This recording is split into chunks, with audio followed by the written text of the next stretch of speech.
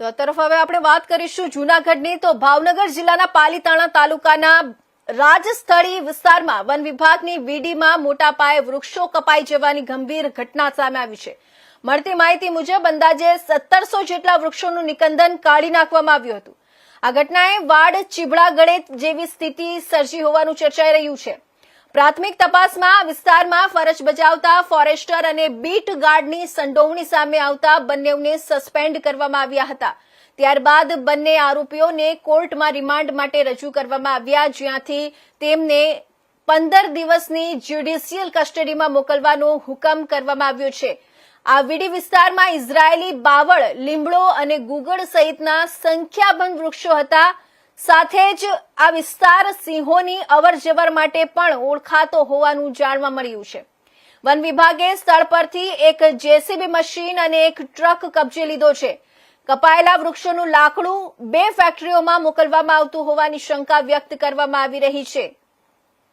આ સમગ્ર મામલે વન વિભાગે વધુ તપાસ શરૂ કરી છે।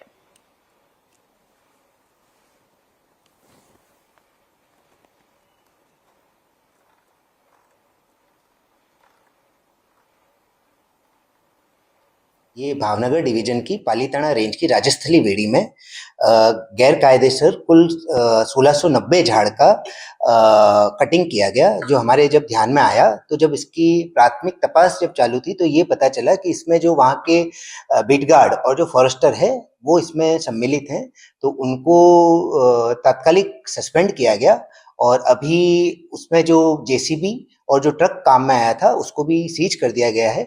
और कल इनको जो फॉरेस्टर है और गार्ड है उनको उनकी अटक भी की गई और उनको कोर्ट में प्रोड्यूस किया गया, तो उनको 15 दिन का जुडिशियल कस्टडी में भेजा गया है और अभी इसकी तपास चालू है। जो भी इसमें सम्मिलित होंगे उसमें कड़क से कड़क कार्रवाई की जाएगी। सर, ये पास खाते के लिए जो लकड़े उसके किसको बेचिए, कितने टाइम से चल रहा है सर?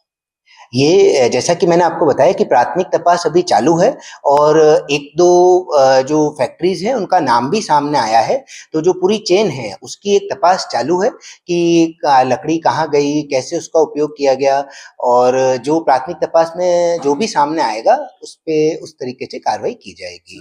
मतलब कितने साल के ये झाड़ थे, ठीक है, और उसमें तो आरक्षित का चंदन के क्या है? हाँ, उसमें जो झाड़ थे मेनली उसमें इजरायली बावड़, नीम, गूगल, इस तरह के झाड़ थे, और जो कि वन्य प्राणी भी उस वीडी में वसवाट करते हैं तो उनके लिए भी वो झाड़ उपयोगी थे।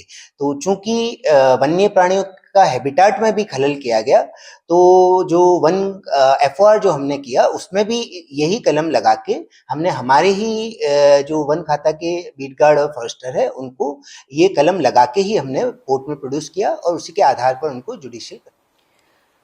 તો ભાવનગર જિલ્લાના પાલીતાણા તાલુકાના રાજસ્થળી વિસ્તારમાં વન વિભાગની વીડીમાં મોટા પાયે વૃક્ષો કપાઈ જવાની ગંભીર ઘટના સામે આવી છે। તો આ સમગ્ર માહિતી, સંપૂર્ણ માહિતી, સમગ્ર ગંભીર ઘટના વિશે આપણે માહિતી મેળવીશું જૂનાગઢથી આપણા સંવાદદાતા ભાવિકભાઈ જોશી સાથે। જી ભાવિકજી, આ સમગ્ર ઘટના શું છે? કેટલા વૃક્ષોનું નિકંદન કાઢી નાખવામાં આવ્યું છે? શું છે સમગ્ર માહિતી? જી ચોક્કસથી જણાવું તો જે રીતે ભાવનગરના પાલીતાણા પાસે આવેલ રાજસ્થળી વીડીમાં ઘટના બનવા પામી છે। 1700 થી વધારે વૃક્ષો છે તે ફોરેસ્ટર અને ગાર્ડ દ્વારા કાપી નાખવામાં આવ્યા હોવાની ચોંકાવનારી ઘટના સામે આવી છે। કેટલા સમયથી આ કામ ચાલુ હતું, જેસીબી સહિતના જે સાધનો છે તે ત્યાંથી જપ્ત કરવામાં આવ્યા છે અને 2 મોટી કંપનીઓ તરફ જે છે તે ઇશારો કરવામાં આવી રહ્યો છે કે કપાયેલા જે વૃક્ષો છે તેના લાકડા 2 કંપનીઓમાં જતા હતા, તો એ કઈ કંપની છે, કઈ રીતની છે, તે સમગ્ર મામલે હાલ વન વિભાગ પોલીસને સાથે રાખીને તપાસ કરી રહ્યું છે। હાલ બંને વન વિભાગના જે અધિકારીઓ છે તેને સસ્પેન્ડ કરીને જ્યુડિશિયલ કસ્ટડીમાં મોકલવામાં આવ્યા હોવાનું ઇન્ચાર્જ ડીએફઓ અક્ષય જોશી દ્વારા જણાવવામાં આવી રહ્યું છે। પરંતુ વાળ ચીબડા ગળે તેવી ઘટના સામે આવતા હાલ સમગ્ર વિસ્તારની અંદર આ ઘટનાને લઈ અને અનેક પ્રકારની ચર્ચાઓ જોવા મળી રહી છે। એક તરફ જે છે તે આપણે વન વિસ્તારની અંદર જવું હોય તો ફોરેસ્ટની પરમિશન લેવી પડતી હોય છે, ત્યારે વન વિભાગના અધિકારીઓ દ્વારા જ આ રીતની જે ઘટના બની છે તેને લઈ અને હાલ સમગ્ર વિસ્તારની અંદર અનેક ચર્ચાઓ ચકડોળે જોવા મળી છે।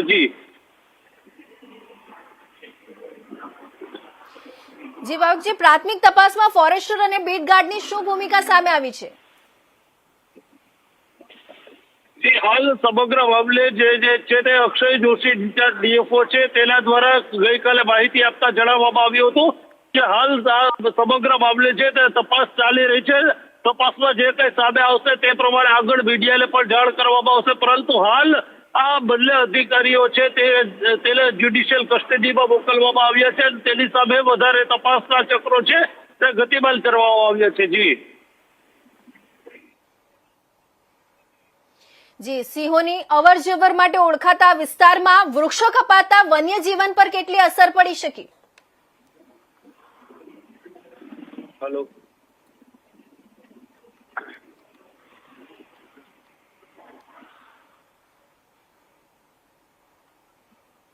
જી ભાવિકજી, સિંહોની અવરજવર માટે ઓળખાતા વિસ્તારમાં વૃક્ષો કપાતા વન્યજીવન પર કેટલી અસર પડી શકે છે?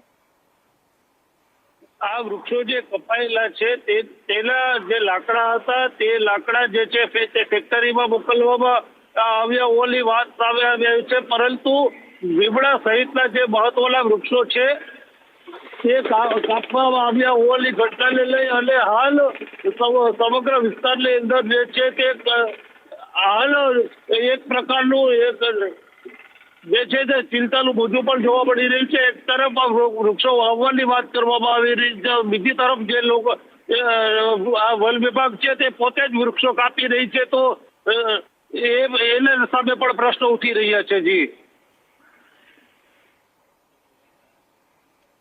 જી, વન વિભાગે સ્થળ પરથી કઈ કઈ વસ્તુઓ કબજે લીધી છે? જી, વન વિભાગે હાલ જે છે તે જેસીબી ટ્રેક્ટર સહિતના જે હથિયારો હતા તે તમામ વસ્તુઓ કબજે લીધી છે.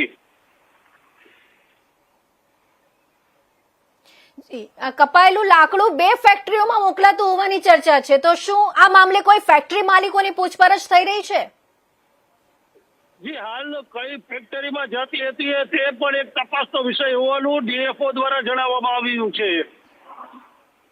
અને હાલ જે છે તે ફોરેસ્ટ અધિકારીઓ જેની ધરપકડ કરવામાં આવી છે તેની સામે તપાસનો સેકલ જે સાધવામાં આવી રહ્યું છે તે સમગ્ર મામલે કઈ ફેક્ટરીમાં કેટલું લાકડું ગયું છે તે તપાસમાં બહાર આવશે તેવું ડીએફઓ દ્વારા જણાવવામાં આવી રહ્યું છે. જી, ખૂબ ખૂબ ધન્યવાદ ભાવિકભાઈ. જૂનાગઢની જે આપણે આગળ વાત કરીએ તો જૂનાગઢમાં આગામી તારીખ